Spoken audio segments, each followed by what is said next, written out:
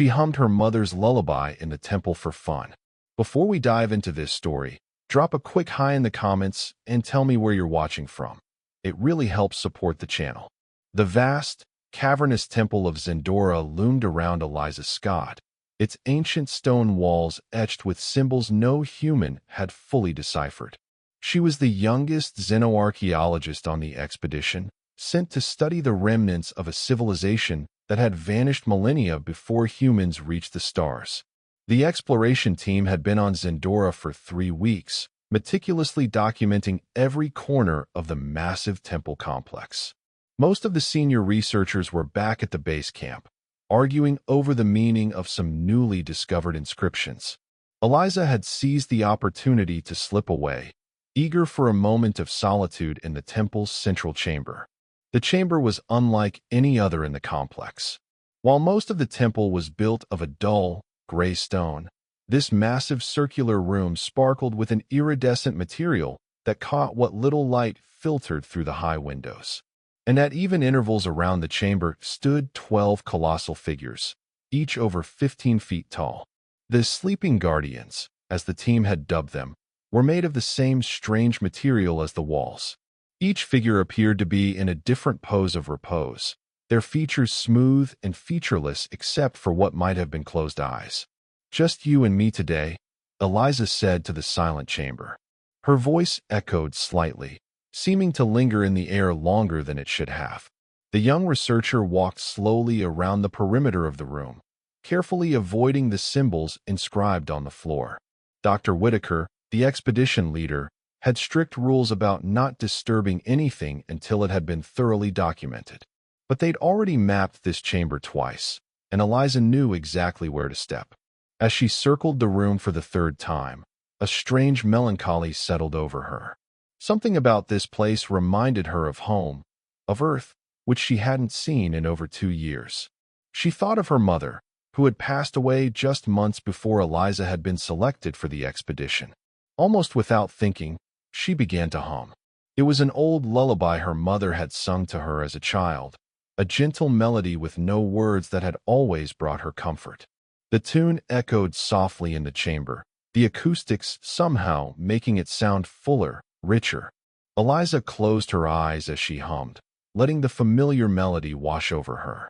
For a moment, she could almost feel her mother's presence, could almost smell the lavender perfume she'd always worn. The sound of stone grinding against stone snapped her eyes open. At first, she couldn't tell what had changed. The chamber looked the same. The sparkling walls, the mysterious floor symbols, the 12 sleeping guardians. Except they weren't sleeping anymore. Every single one of the massive figures had shifted. Where before they had been in positions of rest, they now stood at attention, their featureless faces turned toward her. Their eyes, which had previously been nothing more than smooth depressions, were now open, revealing orbs of swirling light that fixed on her with undeniable focus. Eliza froze, her heart hammering in her chest. The lullaby died on her lips as terror took hold. "Oh God," she whispered. "What did I do?" The guardians remained motionless, but their attention was unmistakable. Eliza reached slowly for her comm unit, not daring to make any sudden movements. "Base camp," she said quietly, trying to keep her voice steady. "This is Scott. I'm in the central chamber. Something's happening." Static crackled from the device, but no response came. One of the guardians, the largest one, directly across from where she stood, took a step forward. The sound of its foot striking the stone floor echoed through the chamber like a thunderclap. Eliza flinched but held her ground. Running seemed like a terrible idea. Besides, if these things wanted to harm her, she doubted she could outpace them. "I apologize if I've disturbed you," she said, addressing the guardian that had moved. "I'm Eliza Scott from Earth. We're here to study your temple, to learn about your civilization." The guardian tilted its head slightly, as if considering her words. Then, to her astonishment, it spoke. "Earthchild," it said, its voice a deep rumble that seemed to come from everywhere at once. "You have sung the awakening song." Eliza blinked. "The awakening song? No, I was just humming a lullaby. A song my mother used to sing." Another guardian stepped forward. The melody of creation knows no boundaries of time or space. It said, its voice lighter than the first. It has existed since the dawn of consciousness. That your mother knew it is interesting. A third guardian moved, creating a triangle of the massive figures around her. No human has entered this chamber and known the song. Not in all the cycles we have slumbered. Eliza's scientific mind began to push through her fear. How long have you been slumbering? The first guardian answered, since before your kind learned to forge metal. Since before your ancestors left the cradle of their evolution. Millions of years, Eliza whispered, awestruck. You've been waiting here for millions of years. Waiting and watching, said the second guardian. The song signals the time of awakening, when a species has reached the threshold of understanding. But I don't understand, Eliza said. I'm just an archaeologist. The song is just something personal, something from my childhood. The third guardian moved closer, its glowing eyes pulsing slightly. Yet you knew it. Somewhere in your genetic memory, in the collective unconscious of your species, the knowledge was preserved. The builders encoded the song into the very fabric of sentient life, the first guardian explained. Those who evolve to a certain point of consciousness will discover it, often believing it to be their own creation. When it is sung within the chamber of awakening, we rise. And why do you rise? Eliza asked, a flutter of apprehension returning. What happens now? The guardians exchanged glances, or at least, their glowing eyes turned toward each other in what Eliza interpreted as communication. Now, said the first guardian, the trial begins. Before Eliza could ask what that meant, the floor beneath her feet began to glow. The symbols she had been so careful to avoid were now illuminated with a soft blue light that grew steadily brighter. What trial? What are you testing? She asked, her voice rising with panic as the light intensified. Not testing, the second guardian corrected. Offering. The knowledge of the builders is not freely given, explained the third. It must be earned through understanding, through wisdom. The light from the floor's symbols was now almost blinding, casting Eliza's shadow in 12 different directions. I don't think I'm qualified for this, she protested. I should get the rest of my team. There are people much more knowledgeable than me. You sang the song. The first guardian interrupted, its voice firm. You stand in the chamber. The trial is yours alone. The light suddenly contracted, forming a tight beam that shot upward through the center of the room. Within the beam, images began to form. Stars, planets, galaxies, all spinning and shifting in a cosmic dance. Behold the knowledge, intoned all 12 guardians in unison, their voices merging into a harmonious chord that resonated through Eliza's very bones. Behold the wisdom of the builders. Eliza found herself drawn toward the column of light. Despite her fear, curiosity pulled at her. The same curiosity that had led her to become an archaeologist, to join the expedition to Zendora, to explore this temple alone while her colleagues argued over translations. As she approached the light, the images within it became clearer. She could see star systems she recognized, including Sol, Earth's sun, alongside countless others. And as she watched, lines began to form between certain stars, creating a vast network that spanned the galaxy. The Builder Network, said the first guardian, moving to stand beside her. Pathways between stars, folded space. What your scientists call wormholes, though your understanding is incomplete. Eliza stared at the display, mesmerized. Are you saying there's a network of wormholes connecting star systems across the galaxy? Built by your people? By the builders, corrected the second guardian. We are but their servants, left to guard their legacy until worthy inheritors emerge. And you think humans might be these inheritors? Eliza asked. That, said the third guardian, is what the trial will determine. The column of light shifted, the galactic map dissolving into new images, strange machines, incredible technologies, concepts that Eliza's mind struggled to comprehend. The legacy includes knowledge, the first guardian explained. Knowledge of matter, energy, space, and time. Knowledge your species has glimpsed, but not mastered. If humanity passes the trial, said the second guardian, this knowledge becomes yours. The network is open to you. The stars become your playground. And if we fail? Eliza asked, though she suspected she knew the answer. The third guardian's eyes dimmed slightly. Then memory of this encounter is erased. The temple crumbles to dust. The legacy remains hidden until another species finds this world and sings the song. Eliza swallowed hard. The weight of responsibility suddenly felt crushing. That's not a decision I should make alone. I'm just one person. I can't represent all of humanity. Yet you do, the first guardian said simply.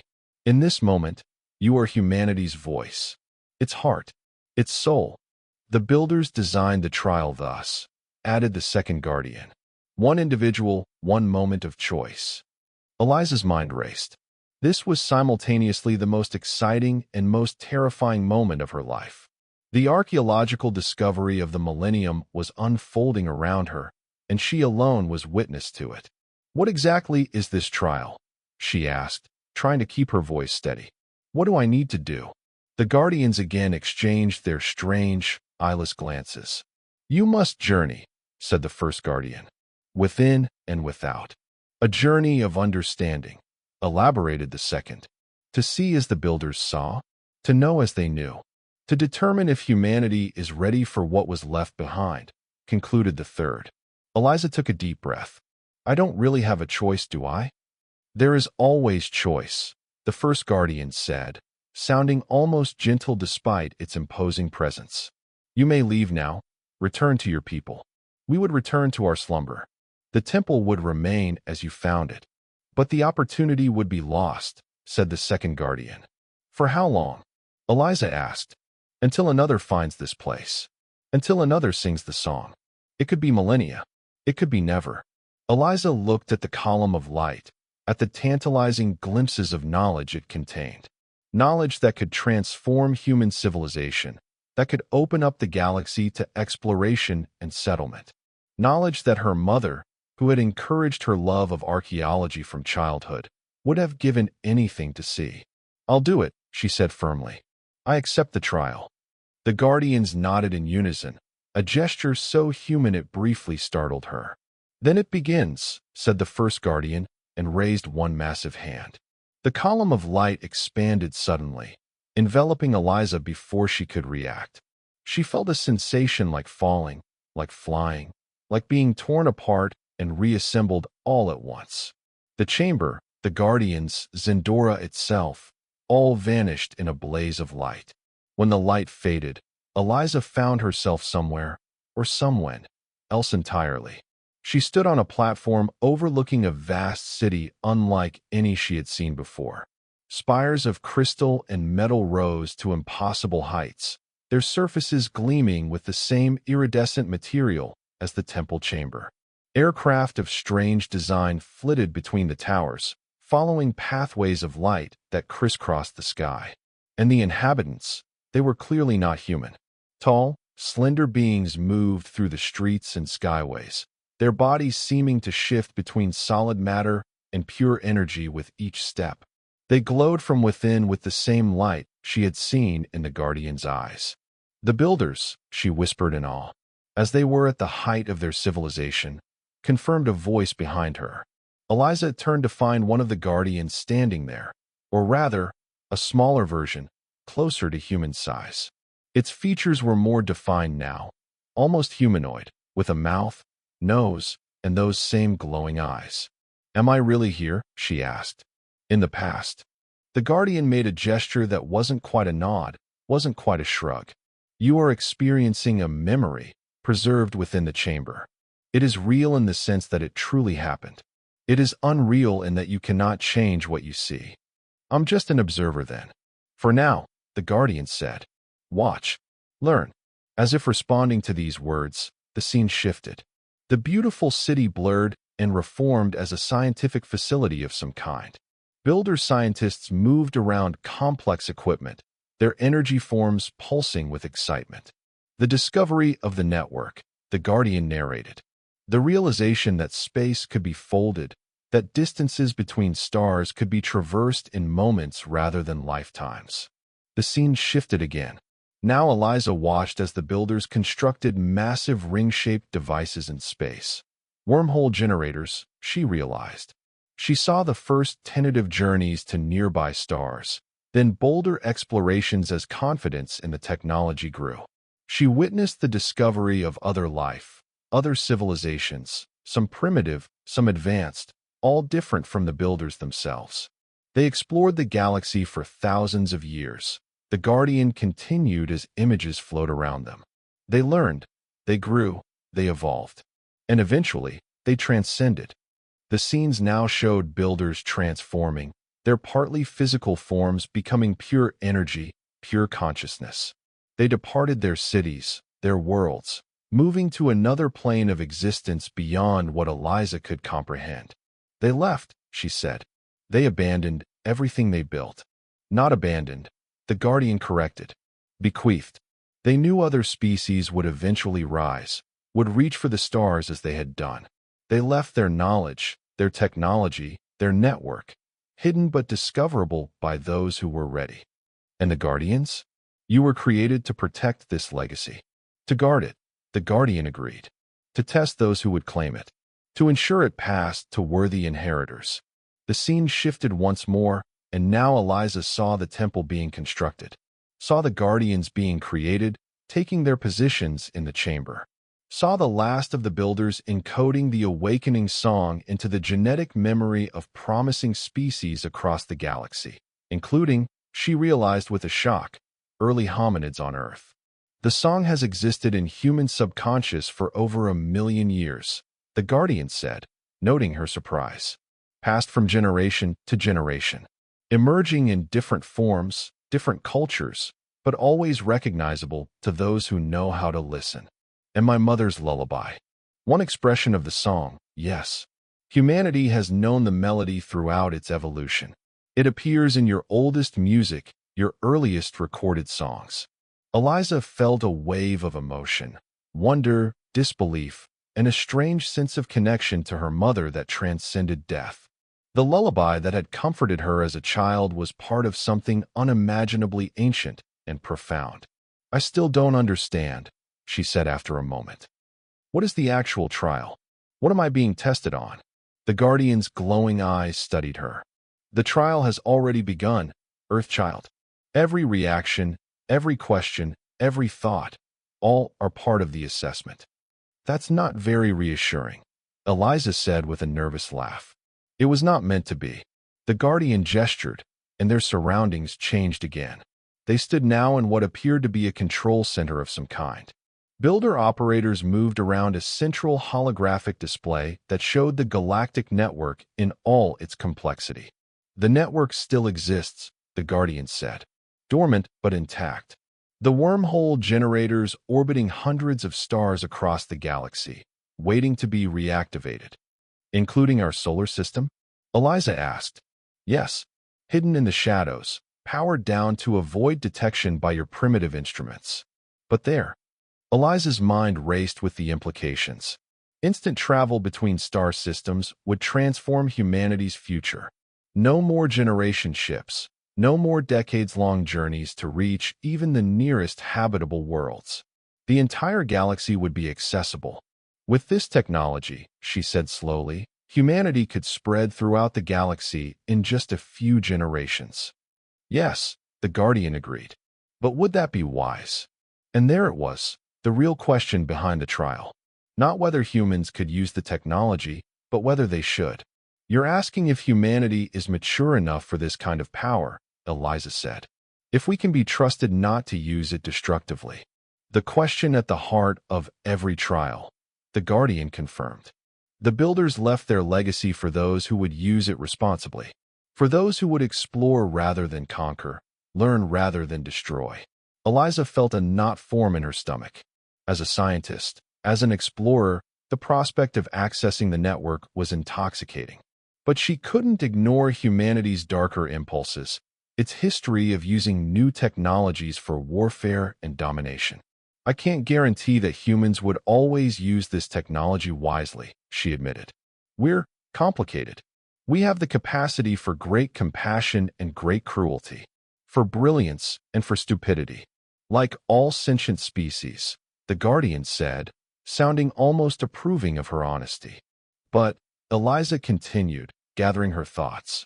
I believe we're ready for the responsibility. We've learned from our mistakes. We've developed ethical frameworks for scientific advancement. And most importantly, we're curious. We want to understand the universe, not just control it. The Guardian was silent for a long moment, its glowing eyes unreadable. There is more to show you, it said finally. More for you to understand before judgment is rendered. The scene around them dissolved, and Eliza found herself falling once more into the unknown. The next vision took shape around her, and Eliza gasped. She was standing on what appeared to be the surface of Earth, but not the Earth she knew. Cities lay in ruins, the landscape scarred by what could only have been massive weapons. The sky was dark with ash and smoke. What is this? She demanded, turning to the Guardian. What happened? One possible future, the Guardian replied calmly. A future where the network was open to humanity before your species was ready. Where the power to reach the stars instantly led not to peaceful exploration, but to competition, militarization, and eventually, this. Eliza watched in horror as the scene shifted to show colonies on other worlds suffering similar fates. Human factions fighting over control of network nodes, using the technology to spread conflict rather than cooperation across the stars. This is just one potential outcome, she protested. You can't judge us based on a possibility. No, agreed the Guardian, which is why there are other visions to consider. The apocalyptic landscape faded, replaced by a very different Earth. Here, the cities were beautiful, integrated harmoniously with nature. The technology was clearly advanced, but used with restraint and wisdom. In orbit, Eliza could see the distinctive ring shape of an activated wormhole generator, with ships passing through to and from other star systems. Another possibility, the Guardian said, a future where humanity used the network as it was intended, to explore, to learn, to grow, where the legacy of the builders helped your species mature rather than destroy itself. More visions followed, some hopeful, some cautionary, all possible futures stemming from the discovery of the network. Eliza watched humans spreading peacefully to new worlds, establishing contact with other sentient species, creating a galactic community that echoed what the builders had begun millions of years earlier. But she also saw darker outcomes. Human expansion leading to conflict with other species, exploitation of pristine worlds, the same patterns of colonization and dominance that had marked much of Earth's history. I understand what you're showing me, Eliza said eventually, as the visions faded to a neutral space of swirling light. The network is neither good nor bad in itself. It's how we would use it that matters. Yes, the Guardian said, and that is what you must judge.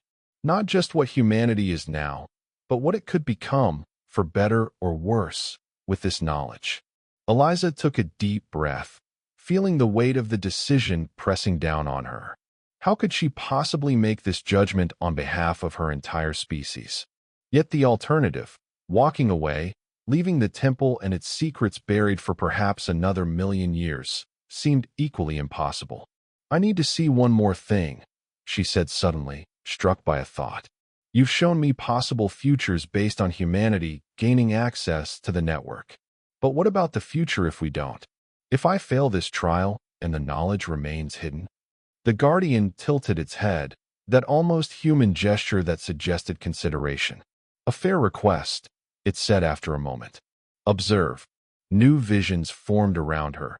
Humanity continuing its slow, painstaking expansion to the stars using conventional propulsion. Generation ships taking centuries to reach nearby systems. Colonies establishing themselves in isolation, evolving separately due to the vast distances and time lags involved. Some thriving, others failing. She saw Earth itself changing, facing environmental challenges, political upheavals, the normal course of civilizational evolution, sometimes progressing, sometimes regressing. She saw human ingenuity creating new technologies, but never quite bridging the vast gulfs between stars. And she saw other species elsewhere in the galaxy finding Zendora, finding the temple, facing their own trials. Some succeeding where humanity had failed, gaining access to the network and spreading across the stars while humans remained confined to their small corner of the galaxy. We would survive, Eliza observed. We would continue to explore, to learn, just more slowly, more painfully. Yes, the Guardian confirmed. Humanity would not end without the network, but its trajectory would be different. Eliza closed her eyes, processing everything she had seen. When she opened them again, she found herself back in the temple chamber on Zendora, the 12 guardians arranged in a circle around her. The column of light still pulsed at the center of the room, but it seemed to be waiting now, waiting for her decision. "Have you reached a conclusion, Earthchild?" asked the first guardian, its voice resonating through the chamber. Eliza looked up at the massive figures, then at the light column with its tantalizing glimpses of builder knowledge. "I have," she said, and was surprised by the steadiness of her own voice. "I believe humanity is ready for the legacy of the builders. Not because we're perfect, we're far from it, but because we're aware of our imperfections. We question ourselves. We learn from our mistakes." She took a step toward the column of light. "We've made terrible errors throughout our history," she continued. "We've hurt each other in our world. But we've also created art, music, literature. We've developed sciences to understand the universe. We've dreamed of the stars for as long as we've been human." Another step forward. "The network would change us. Any technology this powerful would. But I believe it would change us for the better. It would unite us in exploration, in discovery. It would give us perspective on our place in the cosmos." A final step brought her to the edge of the light. "Most importantly," she concluded, "we're ready to learn. From the builders, from other species we might encounter, from the universe itself. And that, I think, is what the builders would have wanted from their inheritors." The guardians were silent for a long moment. Then, as one, they bowed their massive heads. "The judgment is accepted," the first guardian announced. "Humanity will be given access to the legacy of the builders. The network will be revealed." Relief flooded through Eliza, followed immediately by anxiety. "What happens now?" "Now," said the second guardian, "the knowledge must be transferred. Are you prepared to receive it?" Eliza hesitated. "Will I survive the process?" "Your physical form will remain intact," the third guardian assured her. "But your mind will be changed, expanded. You will understand what few humans have ever comprehended." Eliza swallowed hard, then squared her shoulders. "I'm ready." "Then step into the light," the first guardian instructed, "and sing the song once more."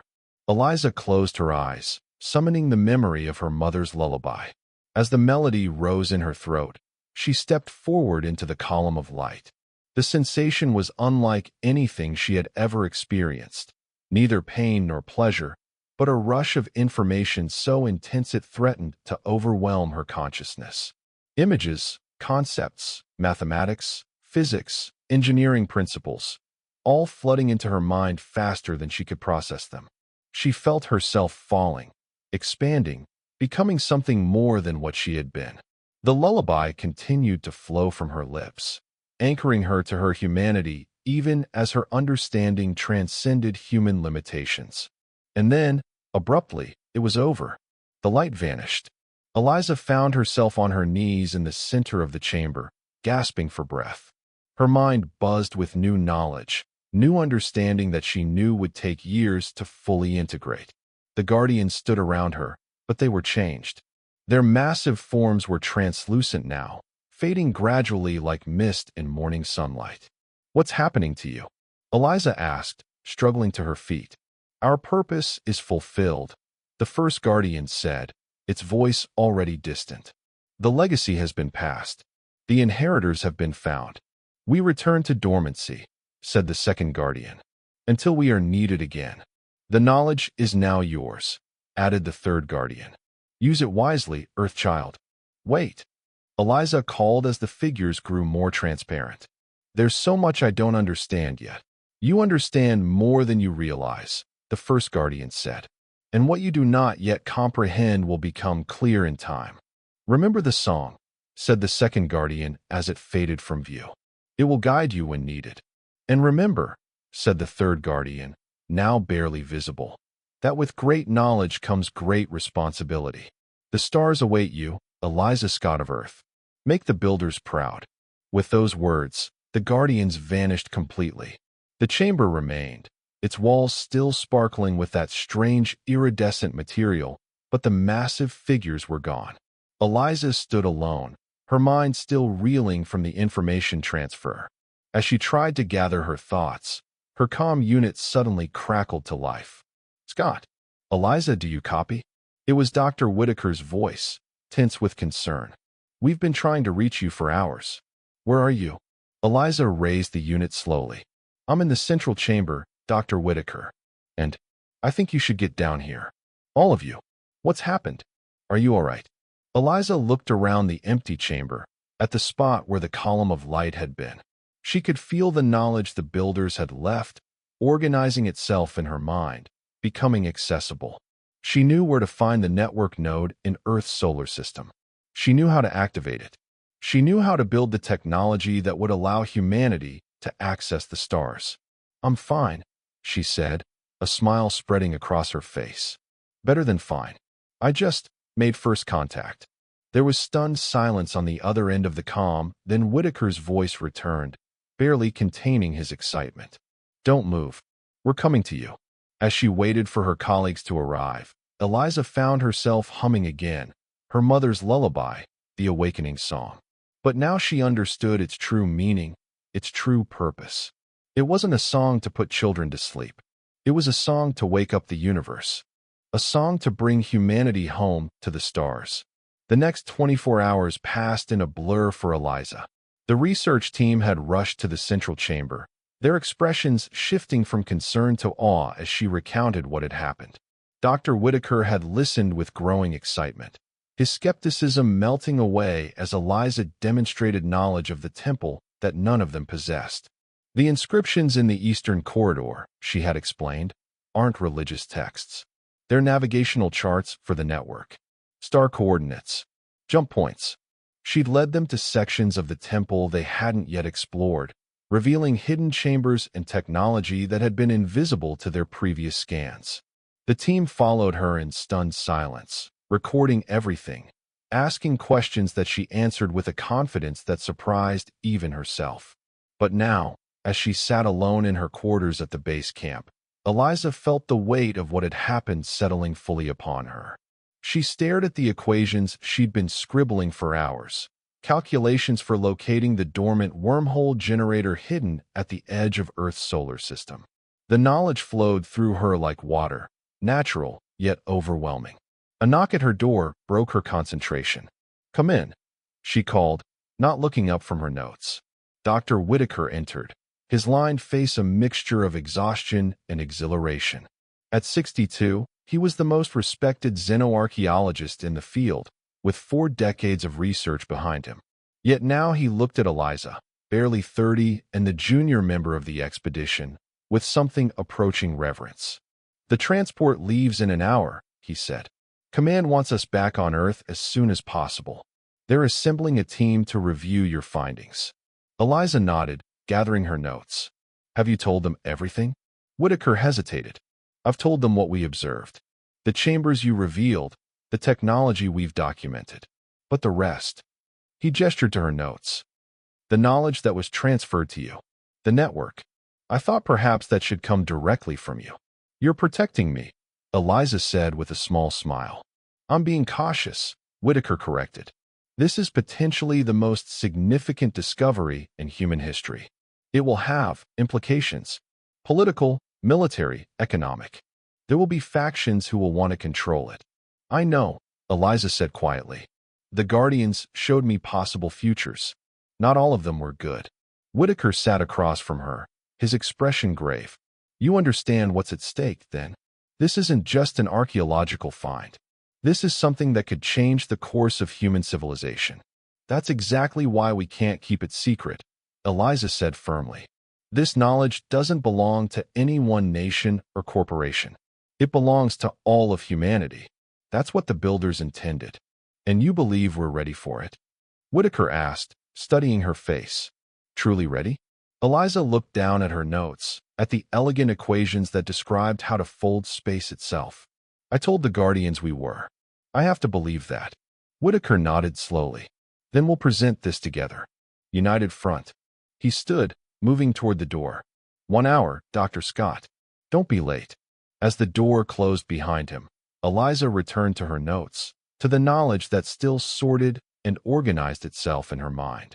One equation in particular drew her attention, a simple formula that described the relationship between consciousness and the fabric of space-time. It was beautiful in its elegance, profound in its implications. Without thinking, she began to hum her mother's lullaby again. The familiar melody brought comfort, but now it also triggered connections in her mind, pathways to the builder knowledge that had been transferred to her. It was as if the song itself was a key, unlocking deeper understanding with each note. By the time she boarded the transport with the rest of the team, Eliza had filled 3 notebooks with calculations, diagrams, and specifications. The basics of builder technology, translated into terms humans could understand and, eventually, replicate. It wasn't the complete knowledge of the builders that would take lifetimes to fully comprehend, but it was enough to begin. Enough to find the network node and activate it. Enough to change everything. The journey back to Earth took 6 weeks at maximum speed. For Eliza, it was 6 weeks of continuous work, of organizing the knowledge in her mind and transferring it to a form others could use. The rest of the team gave her space, recognizing that something profound had happened to their colleague. Only Whitaker regularly checked on her, bringing food when she forgot to eat, listening as she tried to explain concepts that stretched the boundaries of human science. It's like they knew exactly how much we could handle, she told him one evening as they shared a meal in the ship's small common area. The knowledge they transferred, it's advanced, but not so far beyond us that we can't understand it. It's as if they calculated precisely where human science would be at this point in our development. Perhaps they did, Whitaker suggested. If they were as advanced as you say, they might have been able to predict our evolution as a species, our technological development. Eliza nodded, pushing her food around her plate. There's something else. Something I haven't told you. She glanced around to ensure they were alone, then lowered her voice. I don't think we're the first species they've done this with. In the visions they showed me, I saw others, other civilizations that found their temples, sang the song, passed the trial. Whitaker's eyes widened. You mean there are other species out there with this technology? Using the network? I think so, Eliza said. Which means once we activate our node, once we join the network, we won't be alone out there. The implications hung between them, unspoken but profound. Humanity wouldn't just be gaining access to the stars. They would be joining a community of species who had already passed their own trials, who had already been deemed worthy of the Builder's legacy. Are we ready for that? Whitaker asked softly, echoing his earlier question. We have to be, Eliza replied. Because ready or not, it's coming. As the transport approached Earth orbit, Eliza stood at the viewport, watching her home planet grow larger. From here, it looked peaceful, serene, blue oceans, white clouds, green and brown land masses. No sign of the conflicts, the divisions, the challenges that humanity still struggled with. But also no sign of the potential, the creativity, the resilience that she believed made humans worthy of the stars. We'll get it right, she whispered to herself, her hand pressed against the cool glass. We have to. The reception waiting for them at Earth Station 1 was larger than Eliza had anticipated. Not just the usual supervisors from the Archaeological Survey Department, but representatives from the United Earth Government, the Space Exploration Authority, and, most concerning to Eliza, the Defense Coalition. As they disembarked, Whitaker moved protectively to her side. Remember, he murmured, we present a united front. The knowledge belongs to humanity, not to any faction. Eliza nodded, clutching her notebooks to her chest. A woman in the crisp blue uniform of the UEG stepped forward, hand extended. Dr. Scott, Dr. Whitaker. I'm Director Chun of the Advanced Technologies Division. On behalf of the United Earth Government, welcome home. Eliza shook her hand, noting the firm grip, the calculating eyes. Thank you, Director. We've prepared a debriefing room. Chun continued, gesturing toward a corridor. If you'll follow me, your team can be processed through regular channels. She added to Whitaker, clearly expecting Eliza to come alone. Dr. Whitaker comes with me, Eliza said firmly. As expedition leader, he should be present for all discussions regarding our findings. Chin's smile tightened slightly, but she nodded. Of course. This way, please. The debriefing room turned out to be more like a conference hall. At least 30 people were seated around a massive table, all rising as Eliza and Whitaker entered. Representatives from various government departments, scientific institutions, and military branches, Eliza guessed, based on their attire and the insignia some wore. Director Chun led them to seats at the head of the table. Doctors, you've made what appears to be an extraordinary discovery. We're eager to hear the details directly from you. For the next 3 hours, Eliza and Whitaker took turns explaining what had happened on Zendora. The activation of the Guardians, the trial, the knowledge transfer. Eliza carefully omitted certain details, particularly the precise location of the network node in the solar system, while emphasizing the potential benefits of the technology for humanity as a whole. As they spoke, she observed the reactions around the table. Some faces showed wonder, others skepticism. A few, particularly those in military uniforms, showed thinly veiled calculation, as if already planning how to weaponize the discovery. So to summarize, said a stern-faced man whom Chun had introduced as General Harris of the Defense Coalition, you're claiming that this alien technology could allow us to travel instantly between star systems? And that the instructions for accessing this technology were somehow downloaded into your brain? That's a simplification, but essentially correct, Eliza replied coolly. And you expect us to believe this based on what, exactly? The general pressed. You've brought back no physical evidence. No samples of this alien technology. Just notebooks full of equations that we can't verify and a story about glowing guardians. Whitaker bristled. The entire research team witnessed the chambers Dr. Scott revealed, General. Chambers that had been hidden from our instruments until she showed us how to find them. That alone corroborates a significant portion of her account. But not the most extraordinary claims, countered a woman in civilian clothes who had been introduced as Dr. Ling, Chief Science Advisor to the UEG. The Wormhole Network, the Builder Civilization, the trial. For these, we have only Dr. Scott's word. Eliza felt a flash of frustration, but kept her voice steady. I understand your skepticism. I would feel the same in your position. That's why I'm not asking you to take my word for it. She opened one of her notebooks and pushed it toward the center of the table. These calculations will lead you to the network node hidden at the edge of our solar system. Send a mission to these coordinates, and you'll find physical evidence of everything I've told you.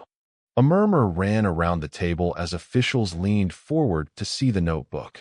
If this node exists, and if it can be activated, Director Chin said slowly, it would represent a tremendous strategic advantage for humanity.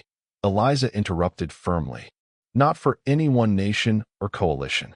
The builders left this legacy for all sentient beings, not to be used as a weapon or a bargaining chip. General Harris leaned back, his expression hardening. That's a rather naive perspective, Dr. Scott. In the real world, advanced technology confers power. Power that must be responsibly controlled and directed. By whom? Whitaker asked pointedly. Your coalition? The UEG? Some committee of scientists? Who decides how this gift is used? Before Harris could respond, a new voice entered the conversation. Calm, measured, authoritative. Perhaps that's a decision we should make collectively, as a species. All heads turned toward the door, where a tall woman in the simple gray suit of the Earth Council stood. Secretary General Diaz, the highest-ranking official in the United Earth Government, regarded the room with serene confidence. Madam Secretary, Director Chin said, rising quickly. We weren't expecting you. Clearly, Diaz replied with a small smile. She approached the table, nodding to Eliza and Whitaker. "Doctors, your discovery has created quite a stir. I've been following the debriefing remotely and felt it was time to join in person." She took an empty seat, her presence immediately shifting the dynamics of the room. Even General Harris straightened slightly. "Dr. Scott," Diaz said, addressing Eliza directly, "I have one question that hasn't been asked yet." "Why you?" Eliza blinked, caught off guard. "I'm sorry. Why did these Guardians choose you for their trial?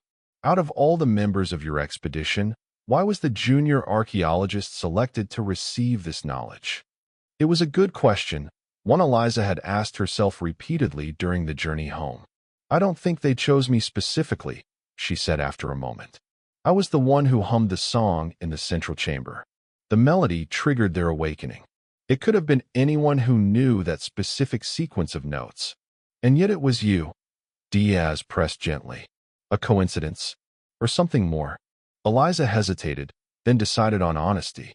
"The song, the lullaby my mother sang to me, is apparently encoded in human genetic memory. The builders placed it there millions of years ago as a key of sorts. Many humans know some version of it, without realizing its significance. I just happened to hum it in the right place. So anyone might have activated these Guardians," Diaz said thoughtfully. "But not everyone would have passed their trial. You did. What does that tell us about you, Dr. Scott? Or about what these builders were looking for in their inheritors?" Eliza met the Secretary General's gaze. "I believe they were looking for honesty, for self-awareness. I didn't pretend humans were perfect or that we would never misuse their technology. I acknowledged our flaws, but also our potential to grow, to learn, to become better than we are." Diaz nodded slowly, a hint of approval in her expression. "An assessment I happen to share." She turned to address the entire table. "Ladies and gentlemen, we stand at a pivotal moment in human history. The discovery Dr. Scott has brought us could transform our civilization. It could also, if mishandled, lead to division, conflict, even disaster." She rose, commanding the attention of everyone present. "I propose the following course of action. First, we will assemble an international mission to the coordinates Dr. Scott has provided to verify the existence of this network node. Second, we will establish a global coalition of scientists, ethicists, and representatives from all nations to study this discovery and determine how best to proceed. And third," she looked directly at Eliza, "we will place Dr. Scott at the head of this initiative as the person best qualified to guide us through this transition." General Harris immediately objected. "Madam Secretary, with all due respect, Dr. Scott is an archaeologist, not a diplomat or a military strategist. The security implications alone are precisely why we need Dr. Scott's perspective," Diaz interrupted smoothly. "This is not a military operation, General. It is a scientific and humanitarian endeavor that will require cooperation on an unprecedented scale."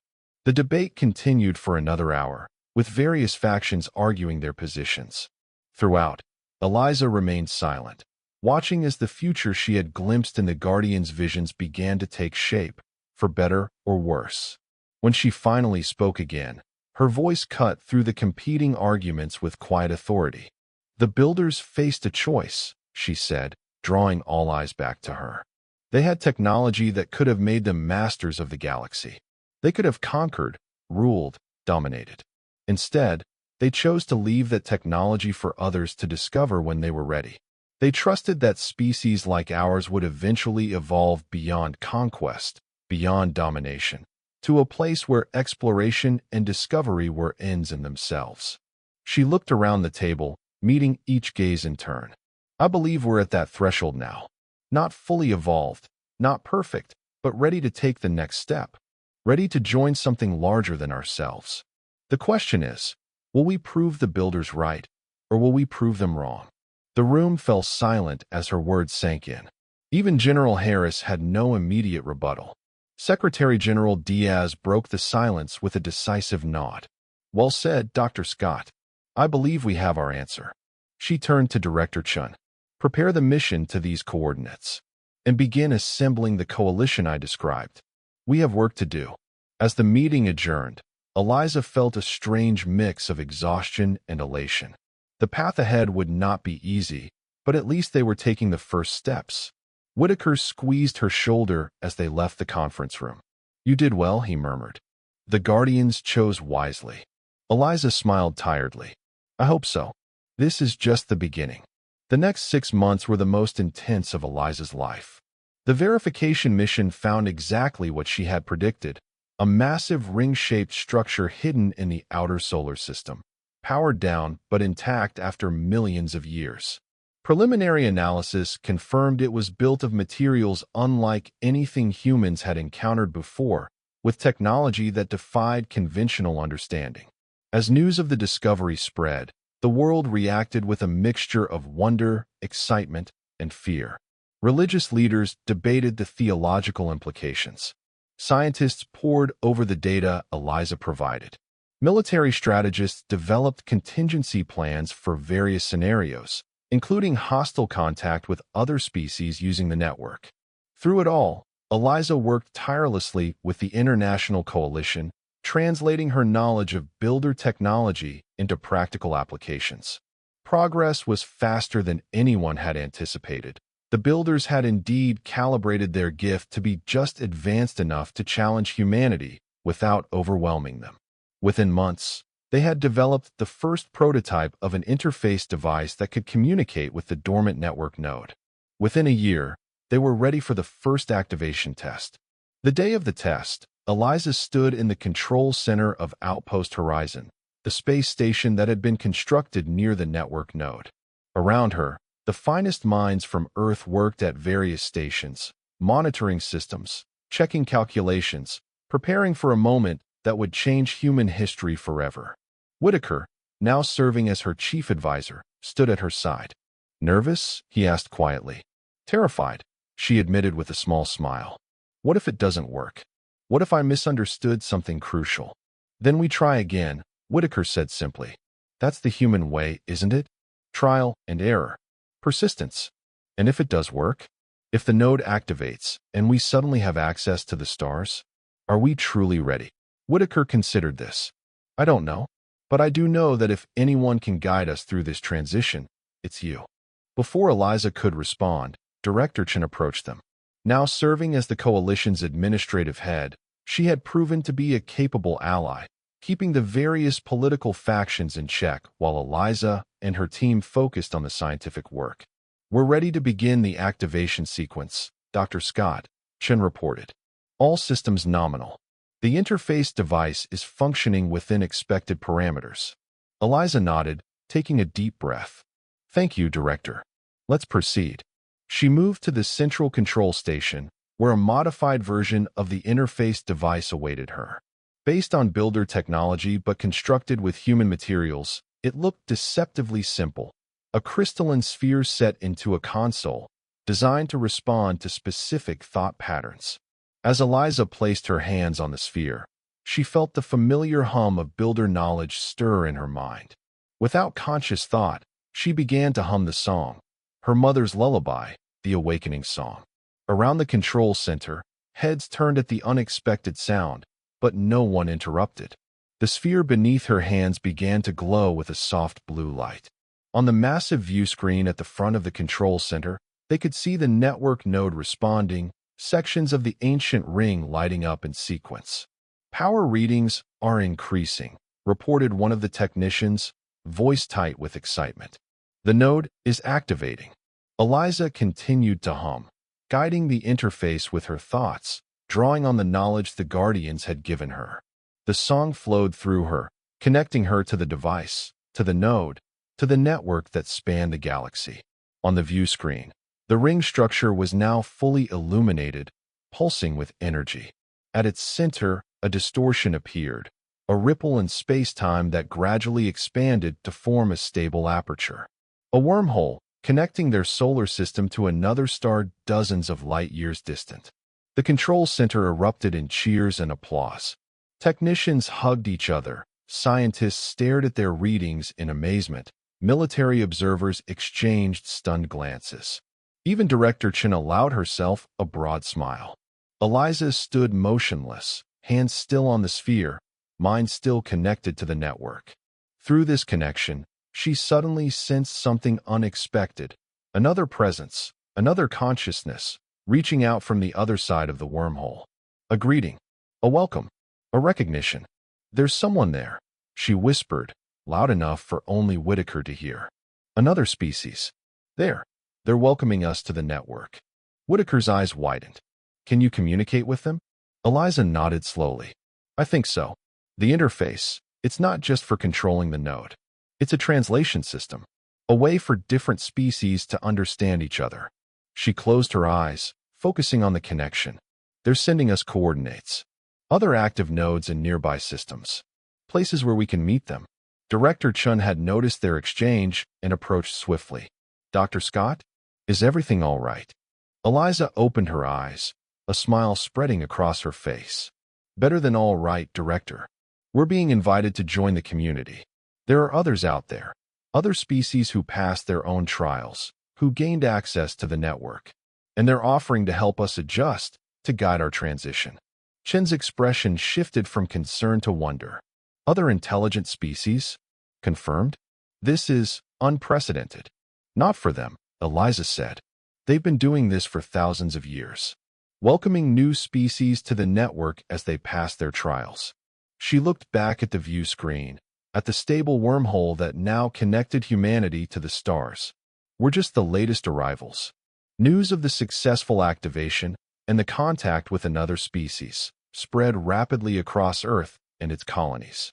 The reaction was everything Eliza had expected: jubilation, fear, religious fervor, scientific excitement, political maneuvering. Yet beneath it all ran a current of unity, a growing recognition that humanity now faced the universe not as divided nations, but as a single species taking its place in a larger community. Preparations began immediately for the first mission through the wormhole. The diplomatic implications alone were staggering. Humanity's first official contact with an alien civilization would not be a chance encounter, but a formal introduction to an established interstellar community. Eliza, naturally, would lead the mission. Despite attempts by various governmental and military factions to place their own representatives in charge, Secretary General Diaz had been adamant. The woman who had passed the Builder's trial would represent humanity in this historic moment. The night before the mission was scheduled to depart, Eliza stood alone in her quarters aboard Outpost Horizon, looking out at the activated network node. The massive ring glowed softly against the blackness of space, the wormhole at its center a shimmering portal to the unknown. Tomorrow, she would step through that portal, becoming the first human to travel to another star system in an instant rather than a lifetime. The first to meet the Ralteri, the species who had reached out to welcome humanity to the network.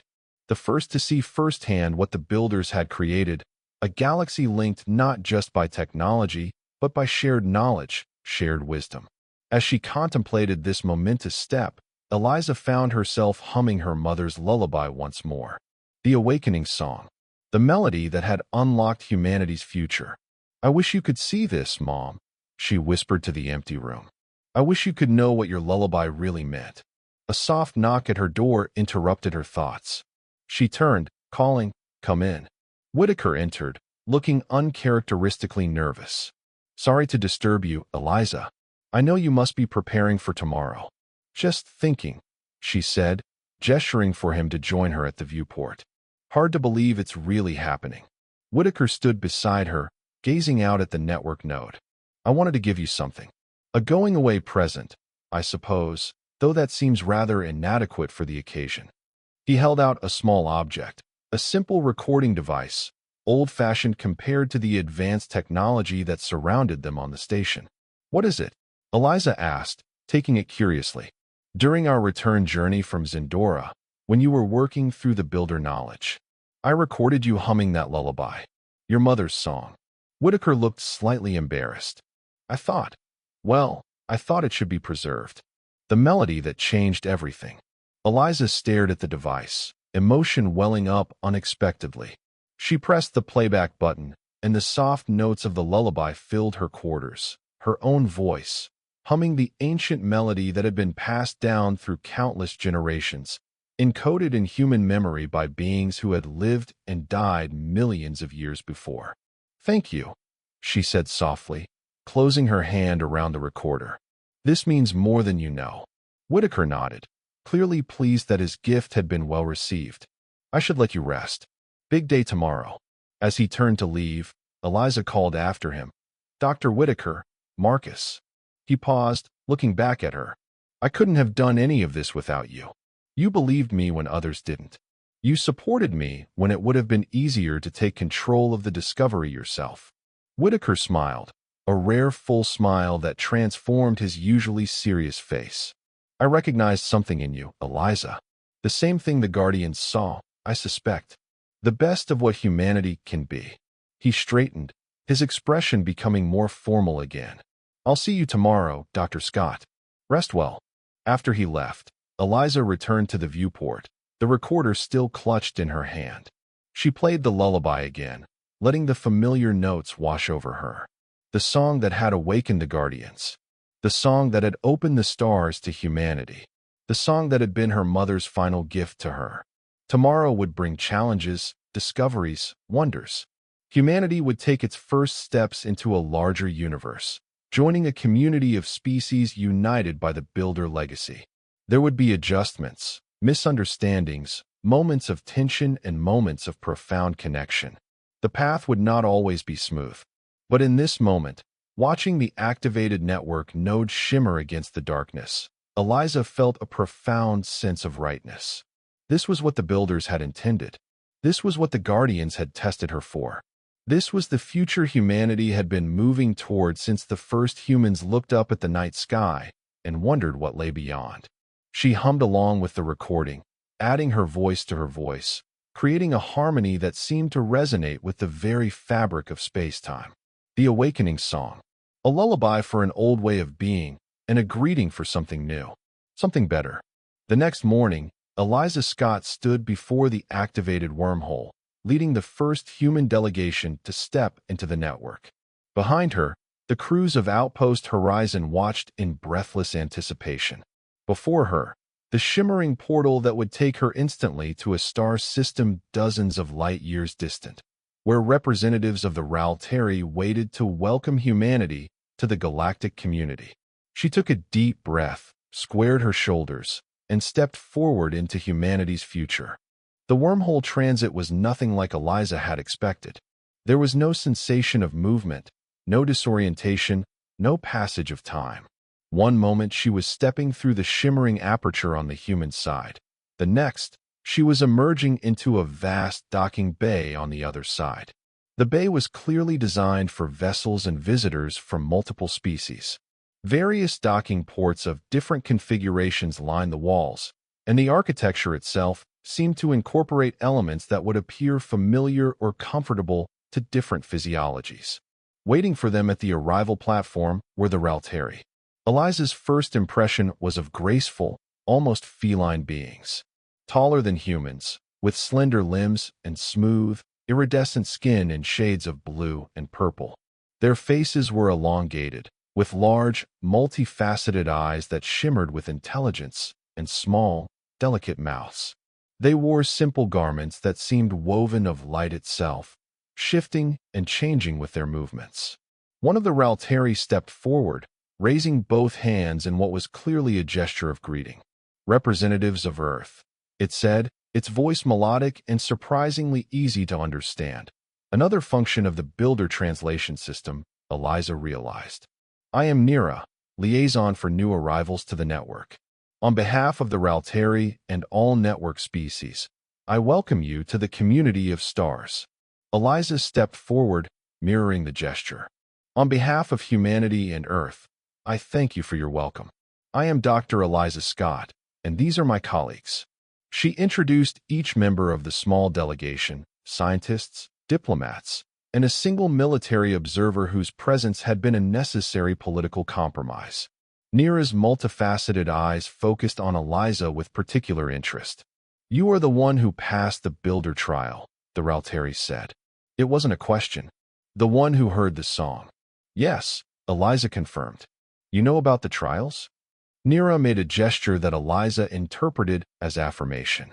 All who join the network have faced their own trial. It is the way of the builders to ensure that only those ready for the responsibility of the network may access it. The Ralteri gestured toward a wide corridor leading from the docking bay. Come, there is much to share, much to discuss. This is a significant day for your species and for the network as a whole. As the human delegation followed their host, Eliza found herself walking alongside Nira. The Ralteri moved with a fluid grace that made even the most athletic human seem clumsy by comparison. May I ask, Eliza said, how long the Ralteri have been part of the network? By your measure of time, approximately 8,000 years, Nira replied. We were among the earlier species to join, though far from the first. The oldest active members have been using the network for nearly 50,000 years. Eliza tried to comprehend the scale of this interstellar community. And how many species are part of the network? Currently active? 37, Nira said, though not all are equally engaged. Some use the network primarily for exploration or trade, while others participate more fully in the exchange of knowledge and culture. And all of them found builder temples, passed their own trials. Different species, different trials, Nira said, making that affirmative gesture again. The builders created challenges specific to each promising species they identified. The details vary, but the purpose remains the same: to assess readiness for joining the larger community. They entered a vast chamber that Eliza immediately recognized as some kind of meeting or council space. Arranged in a circle were seating areas of various designs, clearly adapted for different physiologies. Above the chamber was a magnificent dome showing a real-time view of the star system. 3 suns orbiting each other in a complex dance, with planets visible as bright points of light against the darkness. The Council of Species will convene shortly, Nira explained. Representatives from 12 network members have gathered to formally acknowledge humanity's arrival. This is a ceremonial occasion, but also practical, the beginning of your integration into the network community. I didn't realize it would be so formal, Eliza said, suddenly feeling the weight of representing her entire species. Nira made a sound that might have been laughter. The network has existed for millennia, Dr. Scott. Certain traditions have evolved. But do not be concerned. This is a welcoming, not a judgment. That part you have already passed. As they took their places in the chamber, other alien representatives began to arrive. Each was more extraordinary than the last. Some vaguely humanoid, others utterly alien in form. Some moved on limbs, others floated or glided. Some communicated through sounds, others through colors, light patterns, or electromagnetic signals that the builder translation system somehow rendered comprehensible to all. Eliza and her colleagues watched in amazement as the chamber filled with representatives of civilizations that had been exploring the stars while humans were still learning to use fire. When all were assembled, a being of living crystal, the Veth, Nira whispered to Eliza, moved to the center of the chamber. Its voice resonated through the room, translated perfectly for each species present. The Council acknowledges the arrival of a new species to the network. Humanity of Earth has found their builder temple, sung the awakening song, passed their trial, and activated their network node. As is our tradition, we formally recognize them as the 38th active member of the network community. Each representative then spoke in turn, offering welcomes and observations about this historic moment. Some spoke of trade opportunities, others of cultural exchange, others of the responsibilities that came with network access. Throughout, Eliza listened with growing wonder, recognizing that humanity was being accepted into something far greater than she had imagined, not just a transportation system, but a true interstellar civilization. When it was her turn to speak, Eliza rose, feeling the attention of beings from across the galaxy focused on her. On behalf of humanity, she began, I thank you for this welcome. We are humbled to join a community with such history, such diversity, such wisdom. We come eager to learn, to share, to grow alongside you all. She paused, then continued with words she had not planned but that felt right in this moment. The builders left their legacy not just as a gift, but as a challenge.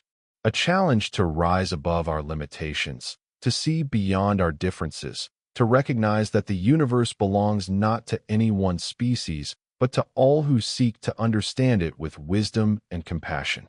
Humanity is young, she acknowledged. We have much to learn, but we also have something to offer, a fresh perspective, a new voice in this ancient chorus. And we promise to honor the trust the builders placed in us when they encoded the song in our memory, millions of years before we knew what it meant. As she concluded, Eliza felt a sense of rightness, of completion. The path that had begun with a simple lullaby hummed in an alien temple had led here, to this moment of connection between humanity and the wider galaxy. The ceremonial council gave way to more practical discussions. Agreements were established for initial exchanges of knowledge and resources. Protocols were set for human ships using the network. Cultural liaisons were appointed to help ease humanity's transition into the interstellar community. Through it all, Eliza found herself at the center, translating not just language but concepts, bridging the gap between human understanding and the vastly different perspectives of species who had evolved under different suns, different conditions, different histories.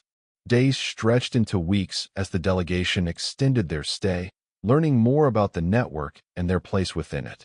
Earth received regular updates, and preparations began for broader human participation in this new frontier. On the final evening before their scheduled return to Earth, Eliza stood with Nira on an observation platform, watching the triple sunset of the Ralteri homeworld. The three stars descended in sequence, painting the sky in cascading colors of gold, crimson, and violet. Your species has adapted well, Nira observed. Better than many. The ease with which you accept new concepts, new possibilities, it is impressive. It's what humans do, Eliza said with a small smile. We adapt. We learn. We change. A valuable trait for network members, Nira agreed. There is much change ahead, much adaptation required. Eliza turned to face the Ralteri.